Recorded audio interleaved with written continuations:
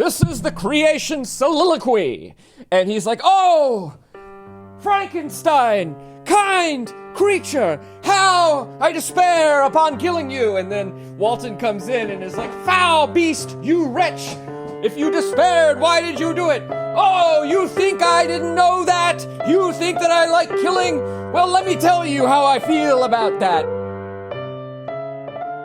Well, speaking of body parts, shall we? Yeah. I wish I had a Swiss doctor who could just make me a new oversized elbow. You you know where that ends. Like, you and everyone you love is dead. In the North Pole. Yeah, right. I know. It ends on the North Pole. Do you think the Coen brothers have read this book? Oh, I'm sure. You know, it's got the same sort of like, there's only one direction that this goes kind of feel to it. Yeah. Yeah. It's got that sort of a simple man sort of retelling of Job kind of quality. But so this is part 2 of Frankenstein. And when we let off, we were in the middle of the creations narrative, which is being related by Frankenstein to Walton, who is then writing this down and sending it to his sister, Margaret, I think. Or Elizabeth. I know there's not Elizabeth. We do have the 2 wasp names in this novel, Margaret and Elizabeth. So the creation tells a story of the family he's observing. It's this bizarre, weird story. It's involving, another story. It's another frame. Another frame, and it's this bizarre sort of 1001 night story of a rescued Turk prisoner and his daughter, and a betrayal, and it's kind of hard to follow. But what eventually happens is the creation is watching this family, and he begins to really admire them and like them, and he sees how kind they are with one another, and he yearns for that kindness. So he goes and talks to the old man who's blind, and the old man is actually very kind to him and says, if you should just show yourself to whoever it is that you want to talk to, and I'm sure they'll accept you, no matter what your problem is or your deformity is or whatever it might be. He can't see, but then the kids show up and they're like, oh my God, horrific monster! And they chase him away into the woods. And he is heartbroken and sad. And this is basically the reason he has gone to Frankenstein, and he says, all right, well, Frankenstein, you're the only one, I'm your responsibility. You're the only one who can make me happy. Make me a female monster. I need some monster nookie. I need to get Eld. That's the only thing for it. And Frankenstein is he's somewhat convinced by the creation's he's convinced by the creation's eloquence, but then also the creation's and if you don't do it, I'll kill you and everybody you love. So this is a sort of stick and carrot, and Frankenstein agrees to make a female creation. Yeah, he agrees, and then, as is the case in this novel, sort of dutifully procrastinates. A lot of time goes by. He decides to head off to England because he thinks that there are some scientists there who can help him out with the female kind of bits and pieces of putting the new creation has the work together. Ethic of a 13-year-old boy. Yeah, exactly. Yeah, exactly. I'll take out the trash this weekend, and then 3 hours later, he's still playing The Legend of Zelda. 100%. Yes. If only that where this story went. He goes off to England. Henry Clerval comes along with him, but Frankenstein is kind of guilty and doesn't want Henry to see. So he kind of heads off to Scotland, and then they both go to Scotland. Frankenstein heads off to the Orkney Islands, where he works on the female creation. The original creation has, in fact, followed him, as Frankenstein suspects. And while the creation shows himself, Frankenstein decides, I can't go through with this. He destroys the female creation. The original creation vows revenge, saying that he is going to get his revenge on Frankenstein's wedding night. the creation begins his revenge basically that night or in the next couple of days, somehow tracking Henry Clavell down in northern Scotland, which then is also Ireland, kills Clavell. There's this weird subplot where Frankenstein kind of gets like fingered for the murder, but a kind of weirdly kind magistrate works it out for him, sends some messages to his father, and this whole like little section kind of passes by. Frankenstein is freed again, doesn't face any consequences for his actions so far, and begins to head back towards Switzerland in the hopes of marrying his sort of stepsister. Yes, cousin / stepsister, Elizabeth, who apparently this has been the plan all along. They've always been thought of as betrothed. And, Frankenstein's like, well, I know the creation's likely to take his revenge on the wedding night, but surely this ethical creature is only going to kill me. And I know that would be a bummer for poor Elizabeth, but I'll just arm myself with 2 pistols and that'll be the end of it. Hopefully I'll prevail, but if not, I'll die. But of course, what actually happens is the creation realizes a much more effective way to take revenge on Frankenstein, which is to kill his beloved Elizabeth. And then he escapes. It's a little bit unclear to me if he kills the father and the other brother, or if they just die of grief. That is basically what happens. And so then, essentially, Frankenstein tries to get the magistrate to arrest the creation. The magistrate's sort of like, well, I don't know if I believe you, A, and B, he sounds kind of hard to arrest. So Frankenstein's like, well, if you want something done right. And he sets off on a quest over hill and dale, across sea, over mountains, to track down the creation and kill him. And one has the sense that the creation is sort of goading him along and is like kind of like basically could escape if he really wanted to. But, whenever Frankenstein is tired, the creation will kill a rabbit and leave it for him to eat, or will show himself or leave a clue so that Frankenstein will figure out. So essentially the creation is continuing his revenge by sort of torturing Frankenstein by dragging him along this arduous journey to the ends of the earth. And eventually, Frankenstein begins to perish himself, and Walton, our original narrator, because now we are finally kind of stepping back to the original frame, has heard this whole sorry tale, and Frankenstein does in fact pass away, and the creation shows up, sees Walton and begins to flee, and like for the first time in the book, a human being kind of treats the creation with some compassion. And Walton even says that he's moved by compassion and has a conversation with the creation. And the creation says that he is in fact like desperately guilty, but there wasn't really anything else that he felt like he could do. And says, okay, well, this is it. I'm going to head off into the wastes and die, where he's going to have a Viking funeral for himself and set himself on fire. He's going to the North Pole and set himself on fire. And that is the end of the book. Yep. So here's my question for you. First question, who do you think understands human nature better, the creation or Victor Frankenstein? The creation.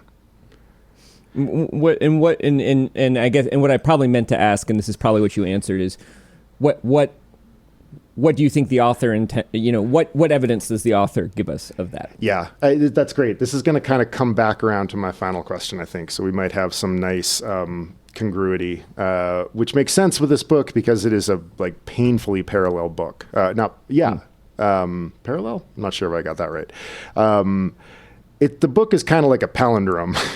Well, I mean, there's this very clear foiling. Absolutely, that's happening. Yeah, and so what's odd is that the creation understands human nature better than Dr. Frankenstein because the creation kind of experiences the horror of human nature in real time and in a very compressed, in a single generation. I mean, I think you could, subtitle this book, Frankenstein, or the first accounting of generational trauma. Because, like, basically the creation doesn't learn anything from Frankenstein and is then sort of like set adrift in the world where he really wants to make connections. And what he learns instead is that human beings are desperately willing to allow their first sort of visual impressions to take hold of them.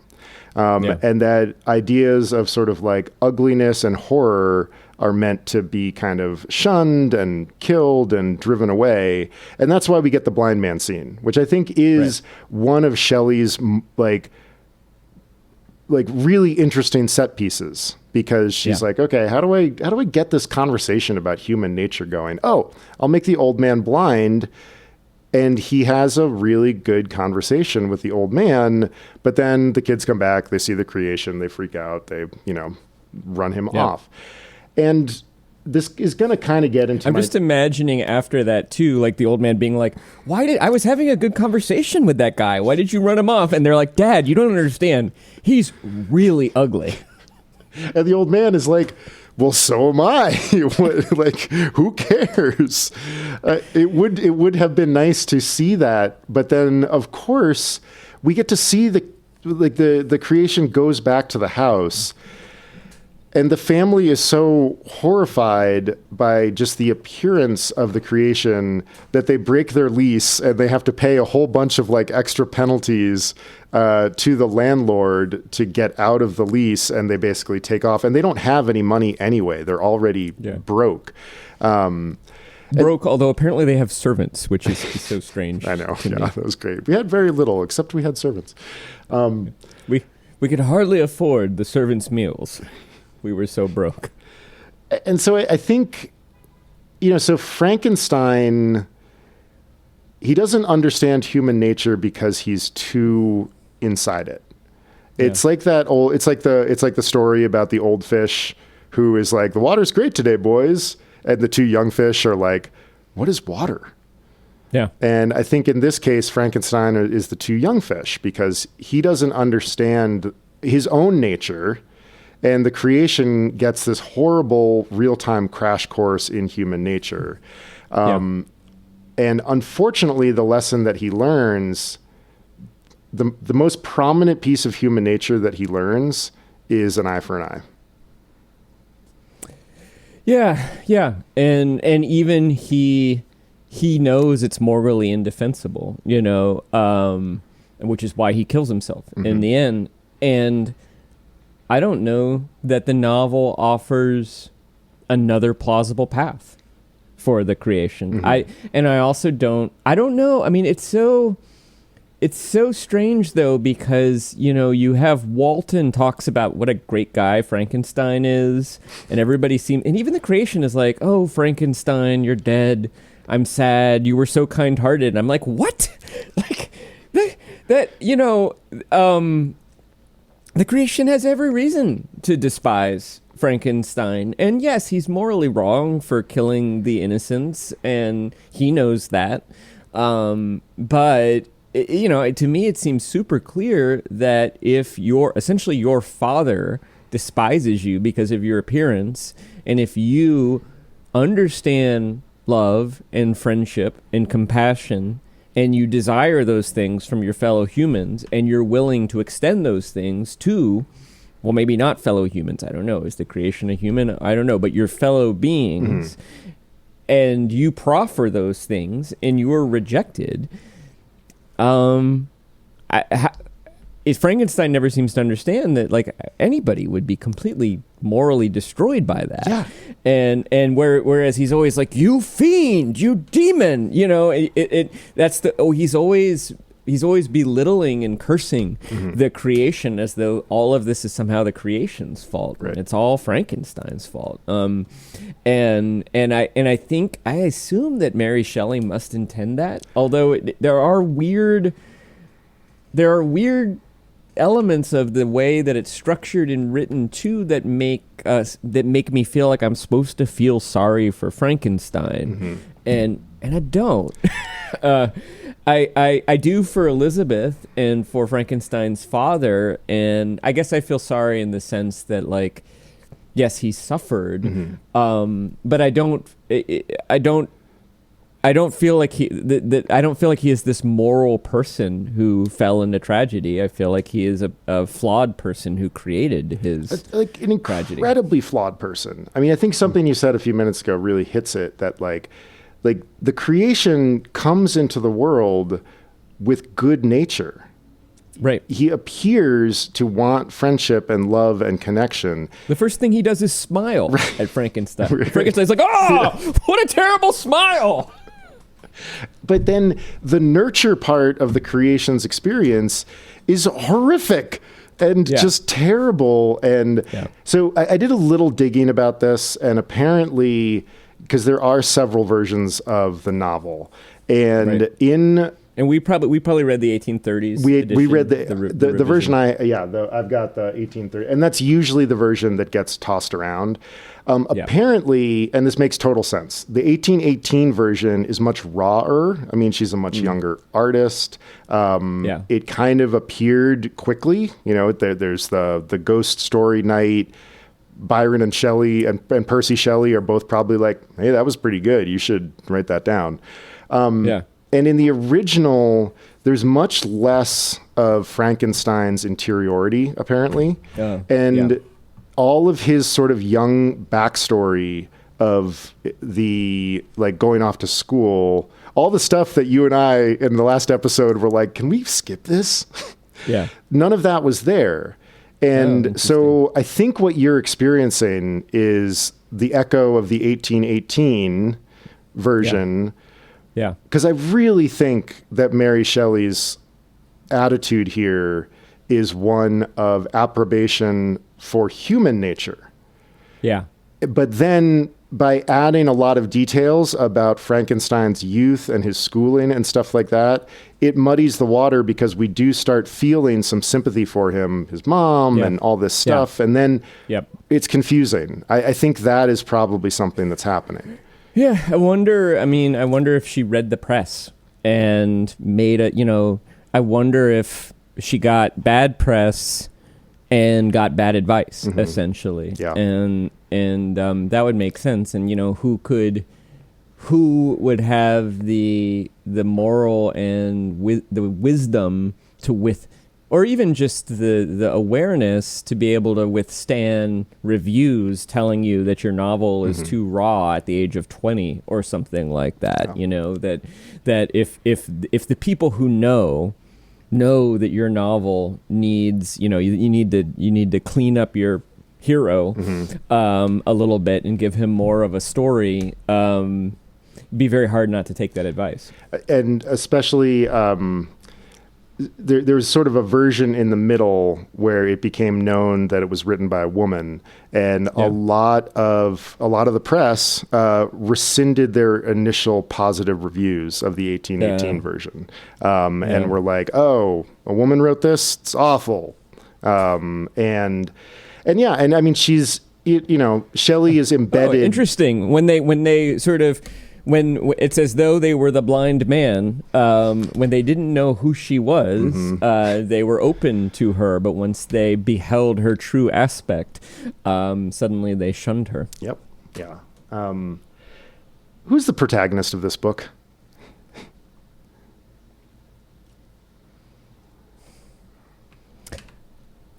I don't know. I think that once the creation starts talking, it or he becomes the protagonist for the entire time that it or he is talking. And that is the best part of the book. But that's only about a quarter of the book. And so structurally, I think you'd have to say that Victor Frankenstein is the protagonist. But that he's not a good protagonist. What does he learn? How does he change? Doesn't really. No, he just sort of. I don't know. I mean, maybe you could argue that when he chooses to destroy the second creation and stand up to the monster and stand up to the creation, that's some kind of he's taking action. He's taking some kind of heroic stand. But I personally don't buy it. Yeah. To me, it just feels like an extension of what he's been doing in the entire novel, which is avoiding his responsibility to the thing that he creates. Yeah. And, like, I think he could choose to destroy the creation. But he sort of mollifies it and says, yeah, I'll make that thing for you. Oh, not really, just kidding. I had my fingers crossed the entire time. I'm going to go marry Elizabeth now, my sister cousin. Yeah. What could possibly go wrong when you're going to say, I'll see you on your wedding night? Yeah, he seems to have this, like, that quality of beyond procrastination where, we all know people like this, and we've probably all done this, where there's something that's approaching that's so scary that you don't plan for it at all, because the prospect of planning for it is too overwhelming. And so, that fear ends up making the thing itself worse. I don't know. I don't really know the answer to your question, but I gave it my best shot. What do you think? I'm in the same boat as you. I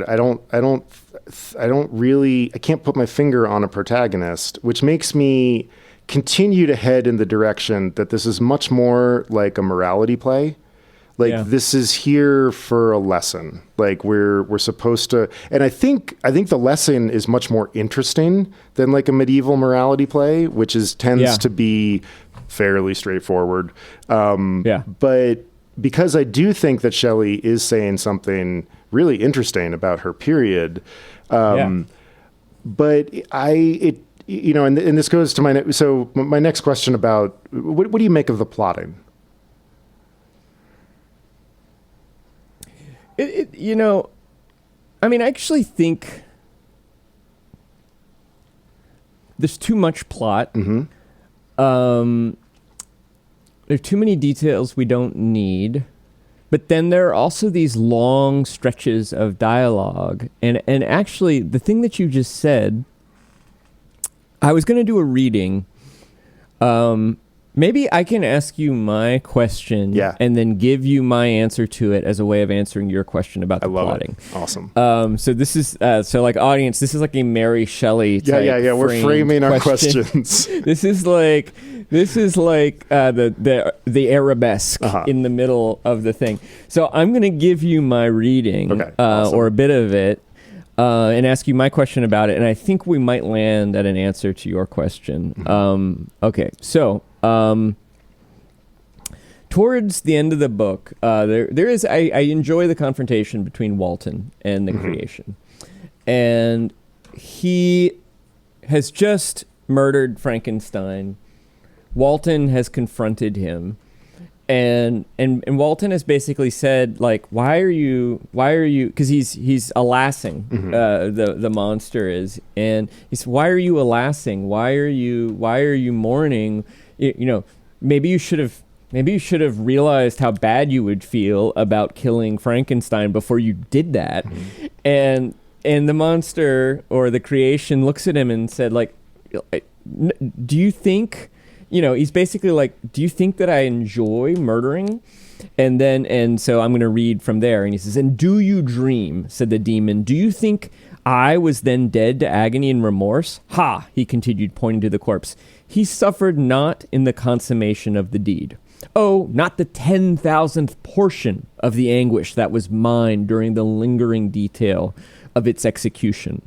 A frightful selfishness hurried me on while my heart was poisoned with remorse. Think you that the groans of Clerval were music to my ears? My heart was fashioned to be susceptible of love and sympathy, and when wretched by misery to vice and hatred, it did not endure the violence of the change without torture, such as you cannot even imagine.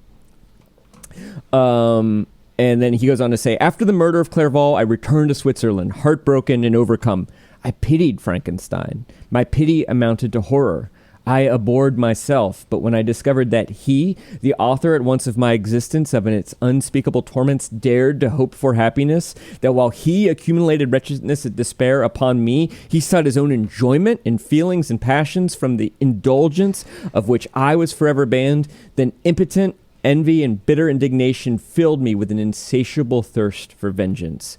I recollected my threat and resolved that it should be accomplished. I knew that I was preparing myself a deadly torture, but I was the slave, not the master of an impulse which I detested, yet could not disobey. The poor First of all, that's pretty poetic and lyrical. One of the things I noticed was that throughout this book, the creation and Frankenstein are having a contest about who suffered more. And they both, at various times, claim to be the one who has suffered more. And there's another quote from Frankenstein where he's talking with Elizabeth or talking to his father, and he says, "Nobody has suffered as much as I have," or something like that. And I'm curious how that lands for you and how that land. And again, I think we're going to work towards an answer to your last question. Yeah. How do you think these passages where the creation and Frankenstein are lyrically describing their suffering for a very long time, and they feel like they're really yearning in these moments to be understood by whoever they're speaking with in that moment too. How does that land with you, and how do you think the early 19th century reader would have understood that? Yeah, that's a good question. I mean, so when Frankenstein is doing it, I'm like, oh my God, you are so arrogant and selfish. Yeah. Because this is all Frankenstein's doing. But he continues to only think about himself. He doesn't, for some reason, he doesn't suspect that the monster is going to kill Elizabeth, even though he has just done the exact same thing to the monster. And so I think, and you're right. He's not only hideous to the monster, he's also very irresponsible with regard to his friends. Oh my God! And I mean, and every now and then he'll talk about that as a setup for how much he's suffering from the guilt of it. In a way, the creation is exactly suited to Frankenstein as a parent. Frankenstein's first act is to abandon the creation. Oh shit, I made this thing and it's horrifying. I'm out of here. And he continues to make so many decisions about for himself instead of making decisions for others, like the creation. And of course, that's what the creation learns. I think that is a wild thing for, to appear in the early 19th century in England. And I wonder if the audience picked up on it. And I think that some of the backlash once it's discovered that it's a woman who wrote it is very telling. Because I could imagine all of a sudden oh wait, this is not a novel about man aping God. This is a real critique of the way that we do patriarchy, of parenting. So the creation's rage and its own selfishness is simply a reflection of Frankenstein's. Like I said earlier, this book is quite balanced. It's something we've always talked about. There is a blood price that you have to pay when you do something that is out of bounds, basically. And I wish the book were shorter and sharper. I really think that because the ideas are just great. And the question that I had for you about plot is that there's so many moments when it just feels like Frankenstein is being borne along on a series of very improbable events. What is Clerval doing somewhere near the place, the Orkneys, that just happens to be where Frankenstein is going to drift to after a night of dumping the female creation. And like, there's just a lot of things like that where you can kind of see Shelley being like, oh, I need a set piece for the next thing. Yeah. Well, so here's my theory. Yeah. Which is those long lyrical passages, they really bothered me. And I liked the creations better, although I'm like, why are they both talking about who suffered so much? Yeah. Like why? And it's even, the creation at the end, I do sort of pity him more, and I'm glad for the opportunity to hear that he has remorse for his evil deeds, and that he recognizes them as evil deeds, and that he also feels, he sort of like he doesn't see a way out for himself. So I don't mind it, but I don't mind it as much as I do with Frankenstein. But there are just long passages in this book where characters. I was making fun of it with Dracula a little bit, where it's like, oh, the horror of the horrificness, and there's like way more in this book than in Dracula.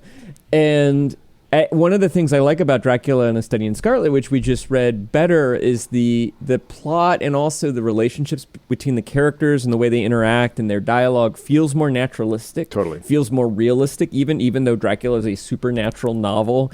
It has there's a sort of vampire physics that it kind of enumerates and sticks to, and there are certain, Dracula can't cross water and he has to rest during the day and all of these other things. And I think the conclusion I came to is that I think that at this stage in the novel, the audiences are more used to plays than novels. And that these are sort of more like soliloquies, or they're like operatic anguish songs in an opera. And I think both an opera and a tragedy are genres that the audience is more familiar with. And so there are these sort of moments where I'm going to mime for a second, where it's sort of like, this is the creation soliloquy. And he's like, oh, Frankenstein, kind creature, how I despair upon killing you. And then Walton comes in and is like, foul beast, you wretch, if you despaired, why did you do it? Oh, you think I didn't know that? You think that I like killing? Well, let me tell you how I feel about that. And that is that she's tapping into this theatric convention that the audience is more used to, and I think therefore it's less annoying. I think in the 19th century, and I think by the time you get to the end of by the time you get to the end of the 19th century into the 20th century, the novel has modernized, and we're like, oh no, like dialogue and internality and naturalism is a thing that you can do with a novel, and you can show people's relationships to one another as they actually are. And so I think that's part of why the plot is so crappy. Is it's exactly what you said, is that the plot isn't really what audiences are reading for. The plot is sort of like, like the plot of Hamlet doesn't make that much sense. Like the plot of Turandot doesn't make that much sense. The plot of Medea doesn't make that much sense. The plot of Oedipus doesn't make that much sense, but you just got to get him to that moment where he shows up on stage, with the mask of his eyes gouged out, and he gives his soliloquy, because that's what the audience is there for. And I think that she's writing soliloquies, essentially, or operatic or lyrical passages, and then she just has to craft enough plot in between those things to set those things up. And the expectation is, well, it's just fantasy anyway, so it doesn't really have to make that much sense. You know? Even though there are some kind of occasionally good moments, like the moment where he first fetches up in Ireland is kind of, and he's like, is this English hospitality? And the man is like, well, I wouldn't know because you fetched up in Ireland, haven't you? And that's kind of a fun little moment like that. But those are few and far between. And I feel like you get way more of those with Dracula and A Study in Scarlet. Like, think of all the great little interactions between the protagonists of those novels and like various working class blokes, Totally. Yeah. or foppish upper class, fellows that they encounter in various situations. Yeah, she keeps using, like, you can really see her struggling with, like, narrative sleight of hand. She's like the number of times that Frankenstein falls into, like, mad fits that are 2 and 3 months long that kind of give the narrative a little time to breathe. And he's basically falls into a fever, right, and has to be nursed back to health. And then also exactly, the vesting beat sort of. Like, time passing is always like 2 months passed, and then we spent 3 months in London, and that, and she's just, you can just kind of feel her being like, I think what you just said is great, where it's like she's having trouble with the scene changes. Yeah. And the thing is like, what is so wonderful about Elizabethan and then, 18th, 19th century theater is they just hand waved it, Yeah. like, you're like, okay, sweet. Like, Hamlet needs to be, like, on a frozen plain, like, seeing the Norwegian army. Let's put a sheet up there and he'll just pretend, Yeah. And it's magical because it's the words that matter. And she's doing this very hybrid thing. And also, like, she's also hanging out with two of the greatest romantic poets of all time. Yeah. So it's a mixed bag, right? Because on the one hand, probably it's their influence that inspires her to write this novel, which is a good thing. But I also, like, this is a writer who needs better mentors. Yeah. I think, and this is the only novel she wrote, right? Did she write anything else that was a novel? I think so. Yes, I don't have it on the top of my head, but I do think she's got some other stuff. But I could be. I honestly corrected. don't know the answer to it. But my understanding was that sort of like after this, she had some kids. Mm-hmm. And mostly focused on raising her kids, mm-hmm. and then she died young, right? Pretty young. I mean, most of her children, 3 out of her 4 children die. Percy dies. Yeah. Everyone dies. Yeah. It's everyone dies. Not a happy existence. It's sad, and you can see such raw imaginative talent. Mm-hmm. Yeah, and totally. You can see such a capacity for empathy and emotional insight into humanity, mm-hmm. and an insight that's unusual, mm-hmm. and kind of feminist, maybe, although not. I mean, it's not, you wouldn't call this a feminist novel, but you could the creation is sort of an oppressed class, mm-hmm. Like a working class person. At one point he refers to the prejudice that everybody has against him, and the blind man doesn't know. When he's talking to the blind man, and does the blind man, might be guessing that he has dark skin right now, mm-hmm. or that he is a Jew, or that he's a leper or something like that. But he doesn't sound like a woman. But a lot of what the creation is experiencing, not being seen for the qualities that are very much a part of his being, kindness, love, intelligence, lyricism, persuasiveness, eloquence, and those being meaningless to everybody once they get a gander of his apparently very ugly mug. And I guess 8 feet tall is off-putting, mm-hmm. But still, that it seems like that there's some insight into the plight of many oppressed classes, including women, that she's reaching for there, and it feels tragic to me. I mean, it's great that this is a good thing to have done with her talent, and we are better off for this novel, and it's a great idea, and it has lingered in our imaginations and been retold many, many times, but it's also, in my mind, kind of a flawed hybrid piece of work, and I would have wanted to see what she could have done, with some good editors and some good mentors and some good encouragement 100%. As she aged. Yeah, I agree. Like, I mean, I think we get so many incredibly important ideas about it, like the arrogance of creation. I think is like, and not just the creation of other living things, but just creation in general.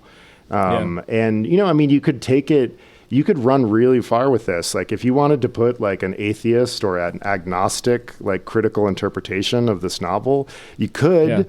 That's probably pushing things a little too far in terms of who Shelley was, but like we could be talking about just like the arrogance of the Judeo-Christian, you know, tradition. Like you could take it that far.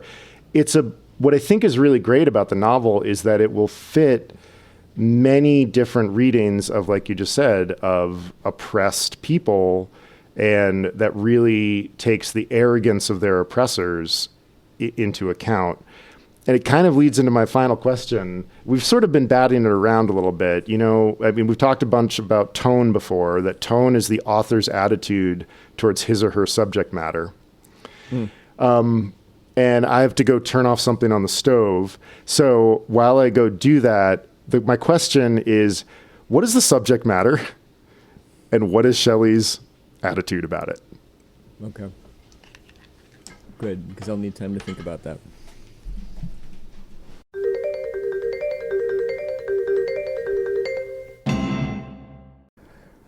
Okay, well, I'll try to say something a little bit new. And then I'm going to share a reading and tell you what I conclude from that reading.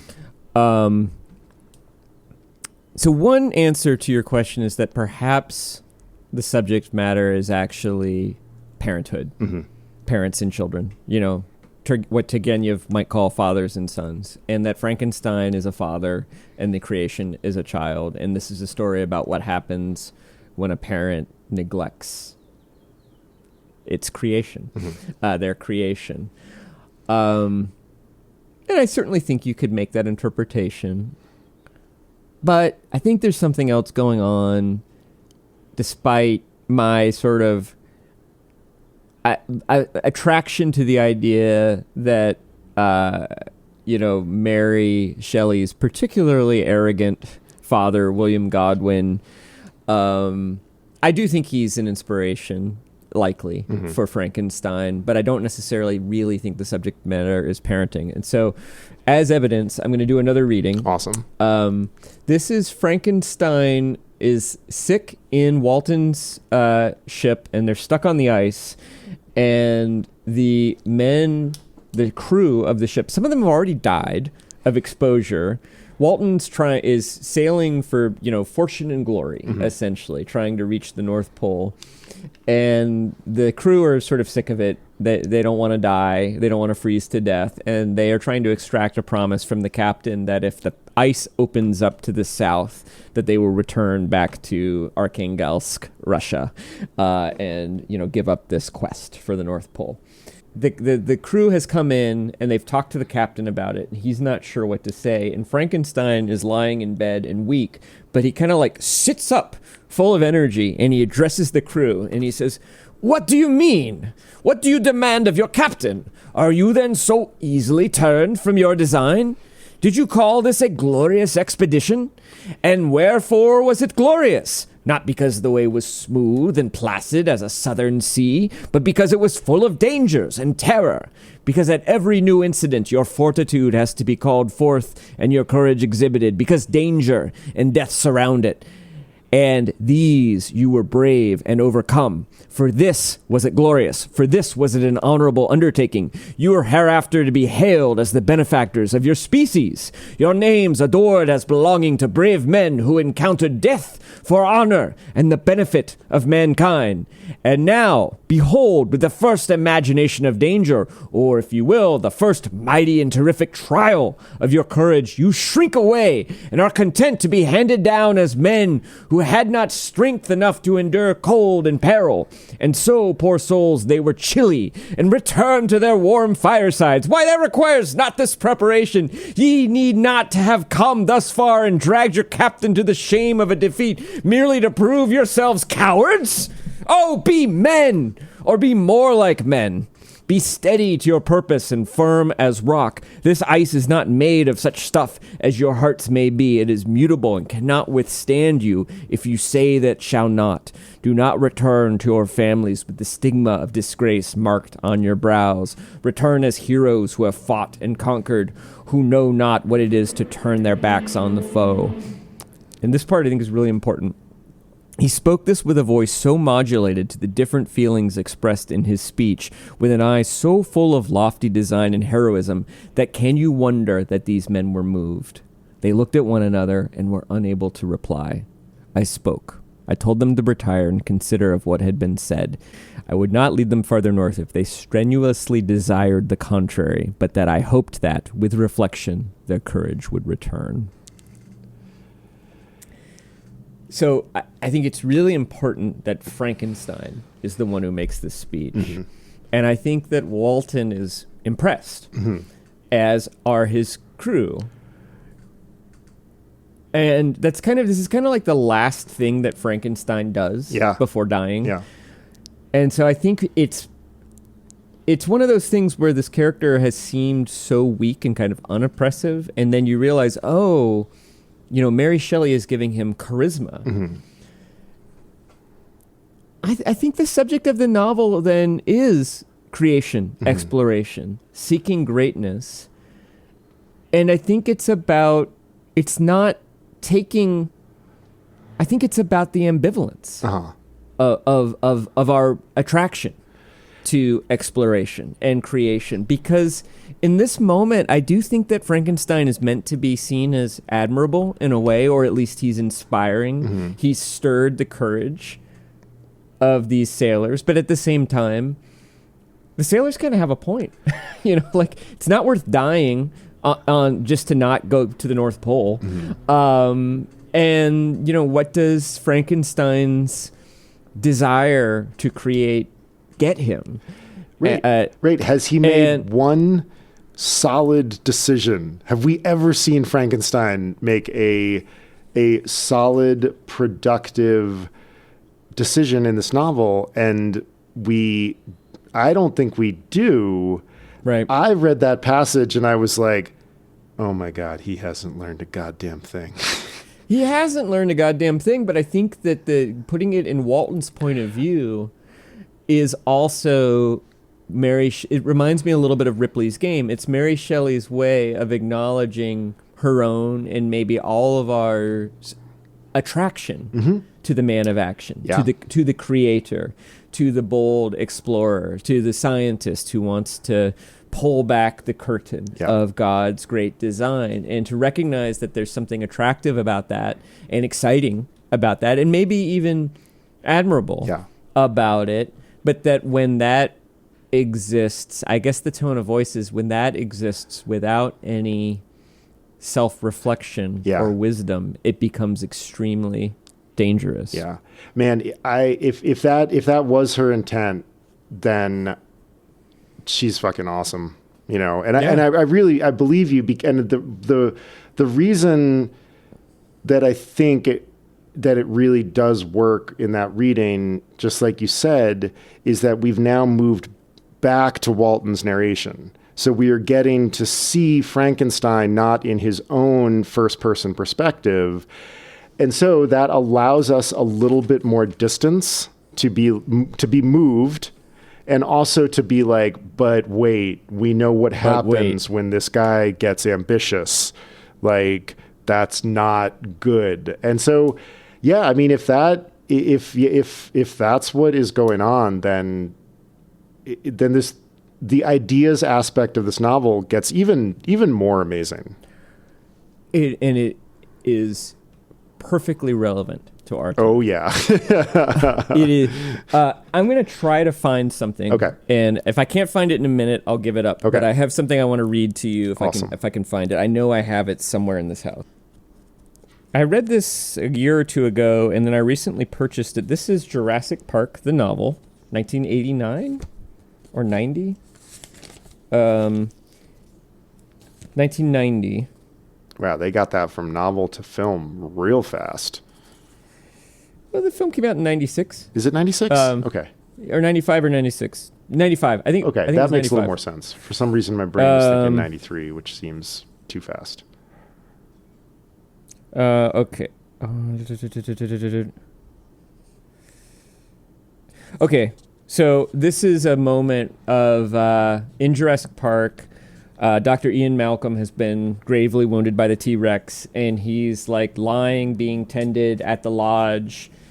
Got some morphine going into him, and he's kind of lecturing everybody. Ellie,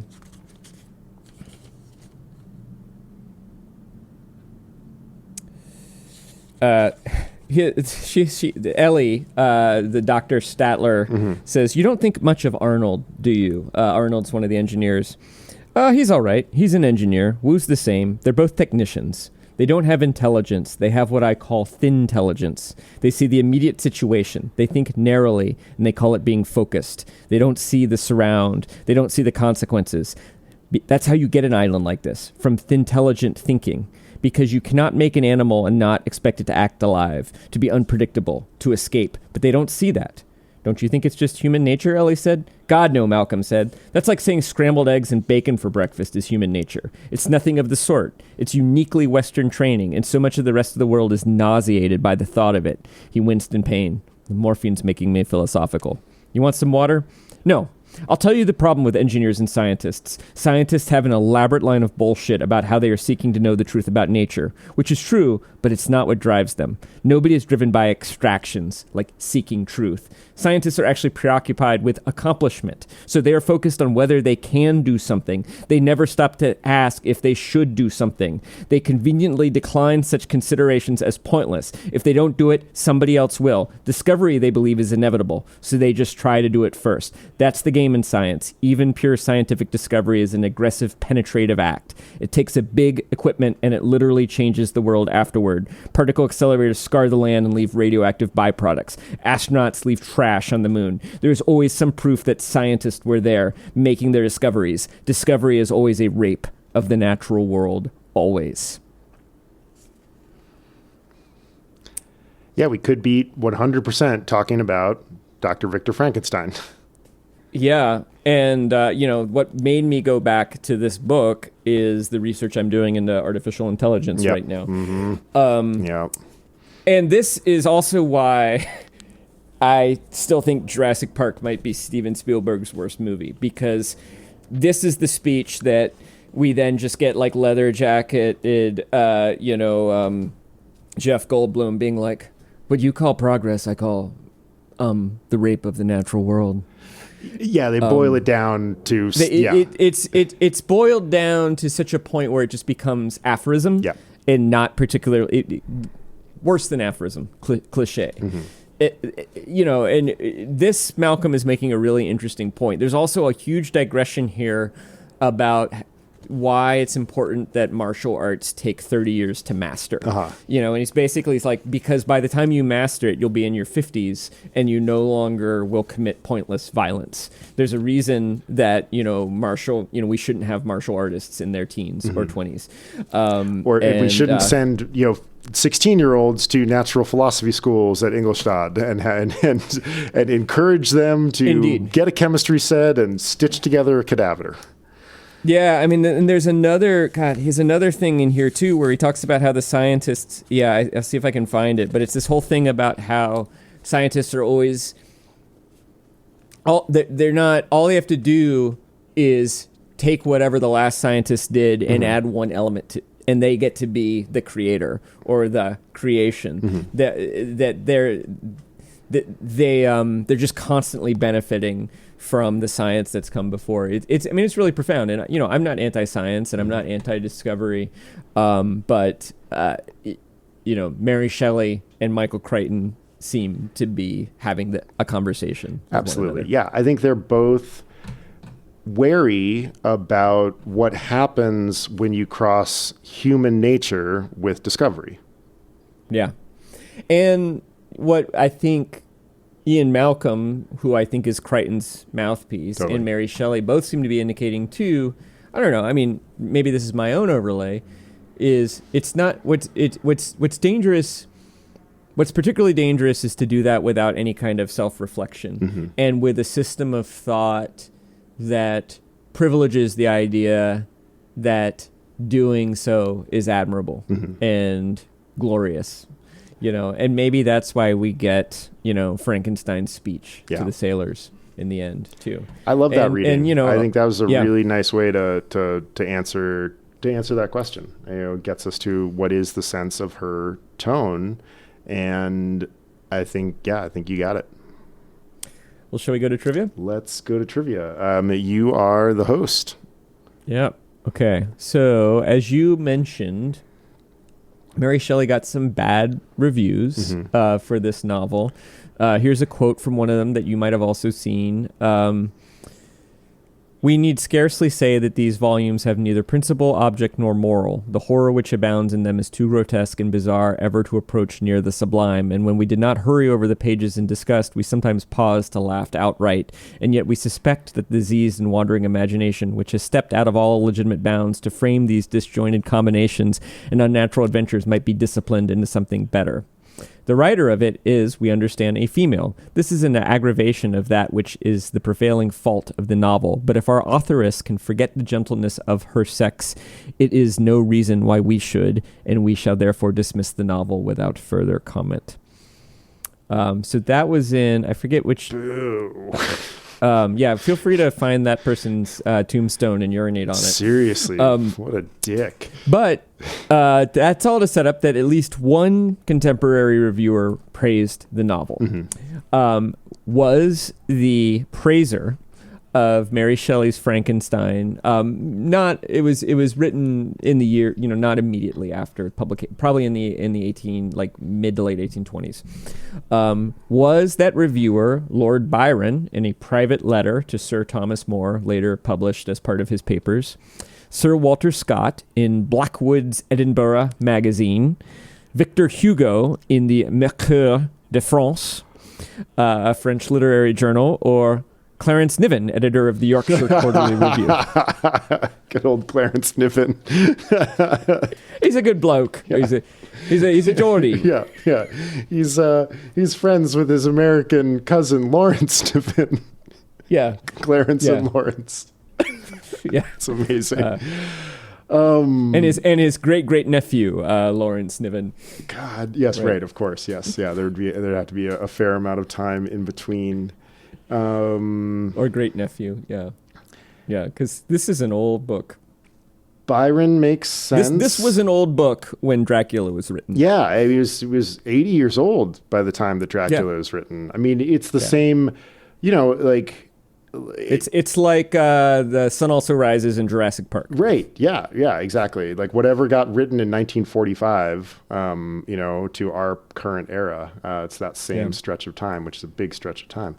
I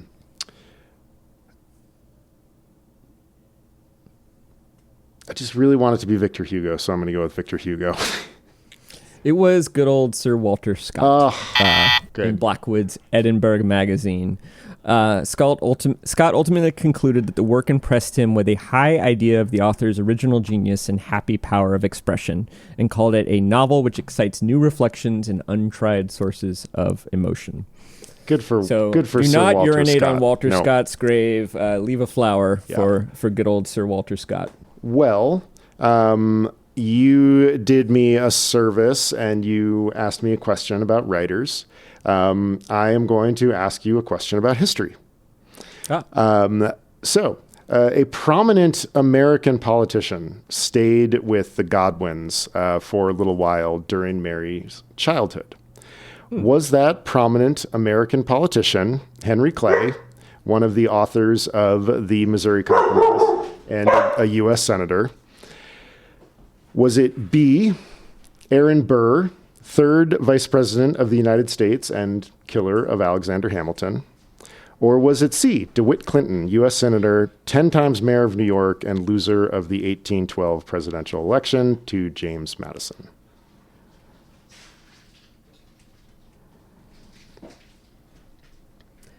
I think Henry Clay would be too young. Also don't know what the hell he'd be doing. there. Aaron Burr is an interesting possibility. As we know from the documentary Hamilton, Aaron Burr was a black man, and and he was a political opportunist. And William Godwin was well known, but I don't think their politics would have really aligned very well. I believe that Burr was relatively comfortable with class systems. Although, it's possible that Godwin would have celebrated the American Revolution. So maybe they would have been. But, a mayor of New York in the early 1800s could very well have some pro-labor sympathies. So I'm going to guess DeWitt Clinton. It was Aaron Burr. What was he doing there? He was lying low. Or was he on the run? He was lying low. He was on the run. Yeah. He was. It was after the duel, and he needed to cool his heels for a few years. He was a murderer. Yeah. So he spent almost a couple years abroad in England and spent a big chunk of it. He was very close with the kids. They had like a pet name for him, like Mary Shelley called him Gamp or something like that. That's amazing. Just very, very, very odd crossover. Yeah, I think that Burr would have been like probably in his 50s or 60s by then too. Because he was a young man during the Revolution. Mm-hmm. As I guess he and Hamilton were roughly the same age, but the Revolution 76, 70 into the, so we're talking at least 25 years later. Yeah. Wow. I had no idea. That was a great question. What a wild coincidence. I was like, what? I should have guessed Aaron Burr because then I could have reenacted the Got Milk commercial from the 90s. Aaron Burr! That was I was like, should I put that as the epithet? Should I do Aaron Burr, third vice president of the United States and, star of the Great Got Milk conversation? Got Milk. Yeah. Yeah. And just leaving out the fact that he killed. That's such a great commercial. It's amazing.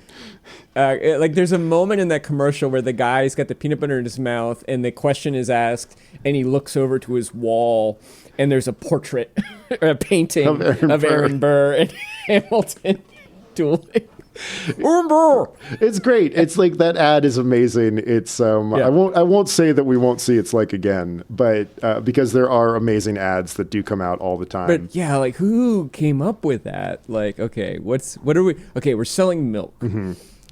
What's an angle nobody's taken with milk before? Right.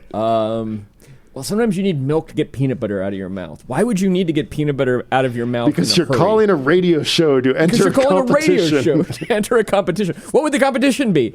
Trivia. Well, and just like, what should the trivia question be? Who killed Alexander Hamilton? And this guy's a Hamilton expert. And he has a painting of Aaron Burr. It's just amazing. It's such an incredible piece of work. The great ads are like that. It's like 30 seconds of like genius. Yeah. I think the other one to me that always comes to mind is the language. It's like Berlitz or whatever. Mm-hmm. What are you thinking about? Yes. Do you remember that one? I do. Yeah. Yeah. Well, so where do we go from here? Where do we go from? Well, I'll tell you where we're going to go from here, but first we need to know if we're going to read the book again. I don't think I'm going to read this book again. Yeah, I don't think so. I don't think I will either. I am glad that I read it because I think it's important in the history of novels. I didn't find it super enjoyable to read, even though there are moments that I find very admirable. But it's not a book that I found that read easy. Yeah.